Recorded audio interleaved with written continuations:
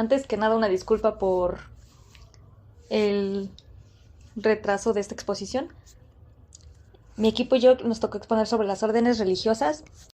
Nuestro equipo está conformado por Yasmín Arce Hernández, Ernesto Gutiérrez Luna, Miriam Saraí Miranda Salazar y yo, Diana Lucero Hernández Romo.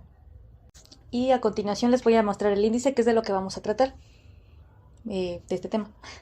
Vamos a hablar un poquito sobre los antecedentes, la evangelización, la Santa Inquisición, qué eran estas órdenes religiosas, quiénes eran los encargados de estas órdenes religiosas, para qué servían y finalmente en lo que concluimos mi equipo y yo. Antecedentes. La conquista de América no significa solamente la incorporación de nuevas extensiones de tierra a los dominios de la corona española.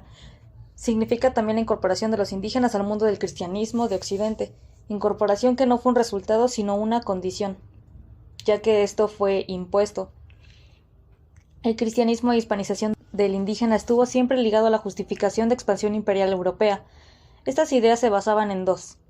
La base de todo dominio se deriva a la condición religiosa de los hombres. La base del dominio se deriva a la superioridad de una civilización. La evangelización. Hernán Cortés, al conquistar América, solicitó el envío de religiosos para, entre comillas, convertir a los indígenas. Estas órdenes religiosas empiezan a llegar a los territorios recién conquistados a partir de 1523, con los franciscanos, seguidos de los dominicos en 1526, los agustinos en 1533 y los jesuitas en 1572. El primer reto que enfrentan las órdenes religiosas al evangelizar a los nativos americanos es el lenguaje. Como se pueden imaginar, resultó mucho más sencillo que un grupo reducido de frailes aprendiera las lenguas de los indígenas a que los indígenas trataran de aprender el castellano. Los frailes cumplirían con la evangelización que consolidaría la conquista militar.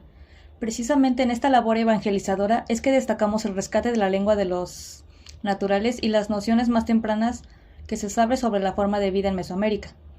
La construcción de conventos fue una labor encabezada por las órdenes religiosas, primero para tener un lugar donde vivir y, en segundo plano, para consolidar el proceso de evangelización, convirtiéndose en un símbolo de la misión ya consumada.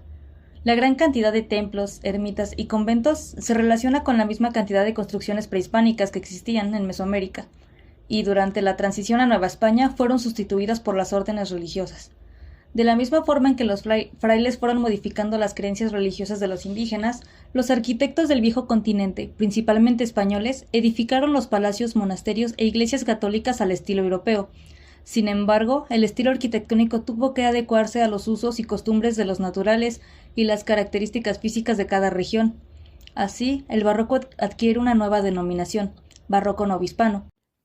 La evangelización en la Nueva España. Bueno, la evangelización no siempre se hizo con respeto o de una manera pacífica, y en muchas ocasiones se procedía con violencia. Dioses y santuarios prehispánicos fueron destruidos y en su lugar colocaron altares y templos cristianos. Y aquí me gustaría hacer un paréntesis porque los dioses que hemos visto anteriormente en otras unidades que tenían las culturas, la cultura maya, la cultura teotihuacana y en general todas las culturas, pues realmente ellos eran politeístas, es decir, tenían varios dioses. Los santuarios hemos visto en videos, en presentaciones de nuestros compañeros y en muchas imágenes incluso también, hemos visto estos santuarios.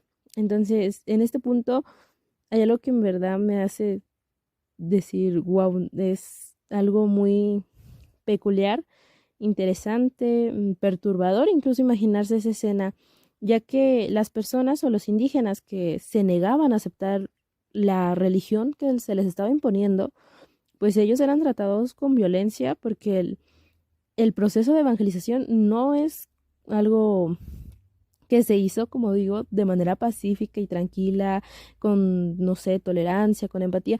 No, era más bien una creencia que fue impuesta. Y realmente si pensamos esa escena en donde los santuarios fueron destruidos, en donde los dioses fueron destruidos, y más adelante vamos a ver que incluso los códices que tenían las culturas en su gran mayoría fueron quemados. Y esto también nos lleva a otro punto. Hoy en día sí tenemos algunos códices, pero no son todos. Realmente hay varios que ya no tenemos registro de ellos. Y fue por lo mismo, porque tras este periodo de evangelización, pues no solamente era acercar a las personas a una nueva creencia, sino es algo que implica mucho más y va más allá de eso. Entonces, imaginarnos esta escena se me hace una completa locura, tal cual imaginar esta escena. Entonces, bueno, seguimos. El clero tuvo una participación importante en los aspectos religiosos, culturales y políticos en México. Durante todo el virreinato e incluso durante las primeras décadas del México independiente, el clero regular estaba integrado por monjas y frailes. Podemos decir también que en 1524 llegaron a la Nueva España los primeros frailes franciscanos a cumplir con la misión evangelizadora, entre ellos Martín de Valencia, fray de Toribio de Benante Motolinia y fray Francisco de Soto, entre otros. Para conseguir su objetivo aprendieron las lenguas indígenas y empezaron a enseñar la nueva doctrina a los nobles indígenas. Aquí también hay algo muy interesante y que es un punto importante. No todos los que evangelizaban, los frailes o las diferentes órdenes que vamos a ver más adelante, no todas hablaban el idioma que pues hablaban los indígenas. Entonces, habían ciertas personas que servían como traductores. Eso también es un punto importante porque al inicio pues complicaba este hecho de cómo se iban a evangelizar a los indígenas si no se hablaba el idioma. Entonces, bueno, eso es algo que tenemos que considerar. Algunos españoles, no todos, algunos aprendieron, se dieron esta tarea de aprender el idioma para enseñar esta nueva doctrina. Y bueno, vamos con un dato interesante. Los dominicios hicieron la labor de evangelización y de cultura en Oaxaca, Chiapas y otras regiones. Entre ellos, Fray Bartolomé de las Casas, protector de los indios y cronista. Llegaron también Diego de Durán, Juan de Torquemada y Diego de Landa, predicadores y cronistas. Como parte del proceso de evangelización, se implantó una nueva cultura y costumbres a partir de la destrucción de la cultura prehispánica. Y esta es una frase que podríamos literal ponernos en grande. Se implantó una nueva cultura y costumbres a partir de la destrucción de la cultura prehispánica. En el norte de la evangelización fue más lenta. Pero bueno, esa frase me gustaría que se queden porque literal podría decirse que en esta frase contiene gran parte de todas estas diapositivas. Se implantó una cultura nueva y costumbres a partir de la destrucción de la cultura prehispánica.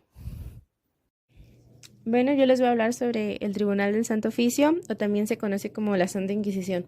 Aquí en la Nueva España se estableció por mandato del rey Felipe II en 1569. Cuando hicimos las investigaciones nos dimos cuenta que habían dos fechas que nos dieron, que eran 1569 y 1571. Si vemos o si pensamos, realmente no hay como mucha diferencia, son solamente unos años, pero fueron dos fechas que nos salieron, entonces como que lo queríamos remarcar ese punto.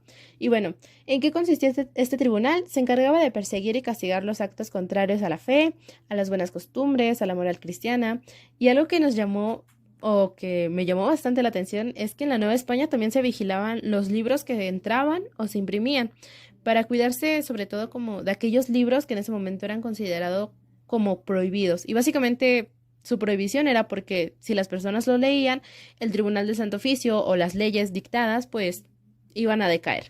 La Inquisición en la Nueva España podemos decir que funcionó para el 20% de la población. Si queremos darlo como en una cantidad, pueden ser alrededor de 4.050 personas aproximadamente. Y entre estas personas estaban los españoles, los criollos, los europeos, mestizos, africanos y mulatos.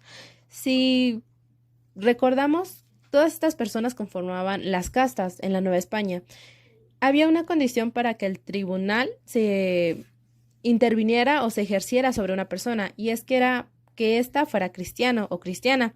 Es por eso que vamos a ver que más adelante, si bien sí se castigaba a los indígenas, también llegó un punto en donde se dejó de castigar o en donde el tribunal ya no actuaba en contra de ellos, porque se consideraban como almas recuperables y pues eran como cristianos nuevos, entonces se tenía que evangelizar para que conocieran mejor la religión, lo que podían hacer, lo que no y por qué. Bueno, la mayoría de los castigos que estaban en este tribunal eran corporales, casi todos eran corporales, aunque algunos también se sometían como a la burla pública. Ya nos hablaron un poco de esto a profundidad nuestros compañeros, solamente es como un dato para tenerlo. La mayoría de estos castigos eran corporales. Y si ven en las imágenes, pues realmente nos podemos dar una idea. Había varios castigos, pero estos son algunos de los que pues nos llamaron más la atención. La orden religiosa fue encargada por el tribunal de los dominicos. Ellos hacían básicamente las órdenes para el tribunal de la Inquisición.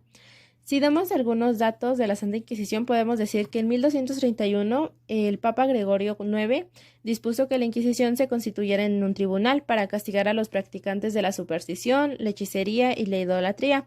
A partir de 1232, el Tribunal del Santo Oficio de la Inquisición estuvo bajo la administración de los dominicios, quienes ejercían en calidad de jueces o de investigadores. En 1478 la Inquisición se instaló en España. La catequización de los indígenas fue una de esas formas de dominio establecida por la Iglesia. Asimismo, se fundó en 1571 el Tribunal del Santo Oficio de la Inquisición, que perseguía prácticas que afectaban la vida religiosa. Se castigaban a los esclavos y protestantes por estar en contra de esta religión.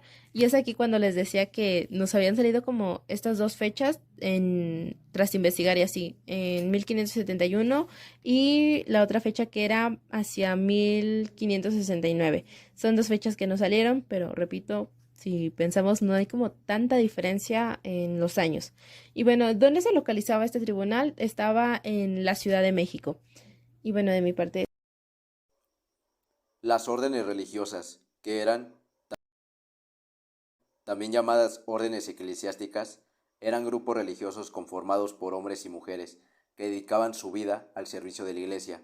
Estas personas también renunciaban a sus bienes materiales. Estas órdenes tenían como objetivo principal la propagación de la fe, la asistencia espiritual y social, la práctica de la vida religiosa, la educación y la atención a la población indígena. Estas órdenes están presentes en varias religiones, pero son más comunes en el cristianismo. Dentro de la Iglesia Católica están los frailes de las órdenes mendicantes, franciscanos, dominicos y agustinos, que llegaron en 1523, que son de los principales que vamos a hablar, cada uno con su propio propósito específico, pero lo que ha dado una contribución significativa ha sido la difusión de fe a lo largo de los siglos y que hasta el momento sigue presente. ¿Quiénes eran los encargados de las órdenes religiosas? Existen diferentes órdenes religiosas, las más conocidas eran los franciscanos, dominicos y agustinos. Los franciscanos llegaron a la Nueva España en 1524 en el puerto de San Juan, Ulúa. Mientras evangelizaban, construían edificios como monasterios, hospitales o colegios. Al inicio solo eran 12 hombres a los que llamaban apóstoles de la Nueva España. Ellos les enseñaban a las culturas a leer y escribir. Se establecieron en Michoacán y Puebla. Cabe destacar que no toda la población de la Nueva España estaba interesada en aprender los preceptos de la nueva religión, o simplemente por no asistir a los actos de culto, y esto generaba que los castigaran con azotes. La siguiente orden son los dominicos, conocidos también como la Orden de Santo Domingo o como Orden de Predicadores. Llegaron en 1526 en Veracruz. En un principio solo eran 3 apóstoles, hasta 1528 que su número aumentó a 24. Los dominicos partieron hacia el sur, estableciéndose en la Ciudad de México, Oaxaca y Puebla. La Orden de Santo Domingo, conocida también desde sus primeros días como Orden de Predicadores, fue fundada en el siglo XII por Santo Domingo de Guzmán. Algunos datos de los dominicos es que vestían una túnica blanca, un rosario, un escapulario que era una tela que les cubría la espalda y el pecho, y una capucha con una amplia capa negra. El blanco representaba la castidad y el negro su vida de penitencia. Ellos tenían un símbolo, el cual era el perro con una antorcha encendida. La antorcha representaba el fuego de Cristo encendido y ellos mismos se consideraban el perro como pastores de la iglesia. Había también una estrella que hacía alusión al bautismo del santo, y una nota muy destacable de esta orden es el rosario, ya que fue entregada a Domingo de Guzmán por la Virgen María. Es por eso que hay una gran devoción a esta Virgen. Continuamos con la Orden de los Agustinos, que llegaron a la Nueva España en 1533, con únicamente 13 personas. Ellos ocuparon las zonas de Guerrero, Morelos, Puebla y algunas partes de Hidalgo. Los frailes agustinos llegaron a la Nueva España en 1533 y fue la tercera orden religiosa que arribó a tierras americanas para evangelizar a los naturales, después de los franciscanos y los dominicos. Estaba integrada por intelectuales formados en la Universidad de Salamanca, en España, como Fray Alonso de la Veracruz, quien fundó en 1541 el convento de San Juan Bautista, en Michoacán, donde estableció la primera biblioteca de América. Algunos datos de los agustinos es que vestían el color negro con mangas largas, con una correa que actualmente se conoce mejor como un cinturón, del mismo color en donde los extremos le colgaban por la parte de enfrente. Tenían también un símbolo, el cual era un corazón inflamado con un fuego atravesado por el dardo de la caridad. Todo esto se encontraba sobre un libro, que simbolizaba el aprender a ser y a compartir. También a enseñar el amor inteligente, es decir, no solo se basaban o fijaban en lo físico, sino también en lo intelectual y lo espiritual. ¿Para qué servían las órdenes religiosas? Su principal función era la predicación. También contribuyeron a la consolidación de la orden colonial y a la hispanización de los indígenas. Para ello, tuvieron que destruir todo rastro de su antigua religión, para dar paso así al intercambio de cultura. Aprendieron sus lenguas, hicieron nuevas gramáticas y vocabularios, construyeron variedad de edificaciones como iglesias, hospitales, conventos, escuelas. Estos usaban para que los que predicaban tuvieran un vínculo más cercano con los indígenas, sintieran confianza con ellos y fuera así más fácil la evangelización. Como dato curioso, fue que los franciscanos fueron los primeros en llegar a América para evangelizar. A su llegada, dominaba la terrible depresión que causó la caída de Tenochtitlan. Sin conocer sus lenguas ni sus costumbres, los frailes desempeñaron una misión determinante. Fue devolverle la confianza que habían perdido a los indígenas. Como otro dato curioso, fue que fundaron la primera escuela en Texcoco en 1526.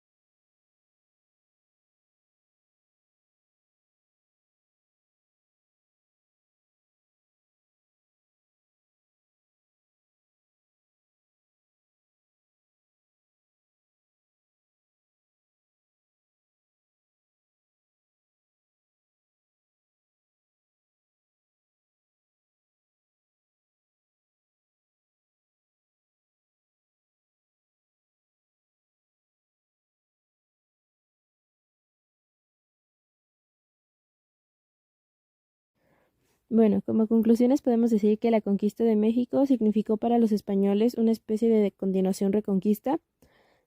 También significó una guerra de defensa de la religión cristiana. Podemos decir también que la defensa del cristianismo otorgó a la conquista un carácter redentor, convencidos a los españoles de que habían llegado a las tierras de América para salvar a los indígenas. Esto de alguna manera también servía como justificación para conquistar territorios o dominar a las personas, era como una manera de justificarse el hecho de que iban como a salvar a los indígenas o a salvar sus almas. La idea que predominó para justificar el dominio de los indígenas se deriva de la creencia de la superioridad de una civilización sobre otra. Entre 1524 y 1533 llegaron los miembros de las órdenes monásticas. Vimos que habían varias, vamos a decir, que iniciaron con la evangelización. El grupo de los franciscanos, conocido como los 12, luego los dominicios y después los agustinos. Hay otras órdenes, pero bueno, en nuestro tema teníamos que tratar específicamente a estos. Y bueno, también podemos decir en conclusión que durante la conquista en México, las órdenes religiosas jugaron un papel crucial en la evangelización y la transformación cultural. Su presencia impactó profundamente en la fusión de creencias indígenas y también en la introducción del cristianismo, marcando un capítulo significativo en la historia religiosa y social de la región. Básicamente este tema no solamente es como venir a decir o a informar sobre quienes llevaron a cabo la evangelización, sino hay un trasfondo que es lo que queremos que se entienda o que quede muy comprendido. El hecho de que de que los españoles vinieran aquí a América e intentaran evangelizar con el pretexto de decir para salvar unas almas, había un trasfondo detrás y es que eso era como el pretexto no solo para dominar a los indígenas, sino para quitarles su territorio, y no solo eso, más allá, para perder una cultura, porque si recordamos los temas que hemos visto unidades atrás, pues hemos visto sobre las culturas, los dioses, cómo creían que eran politeístas, y realmente los españoles llegan a cambiar radicalmente su religión. Entonces hay que ver ese trasfondo que no solamente era como para salvar sus almas, entre comillas, sino que había un porqué. O sea, al evangelizar a los indígenas, al cambiar su religión, realmente quitaban algo muy esencial de la cultura, de lo que los definía.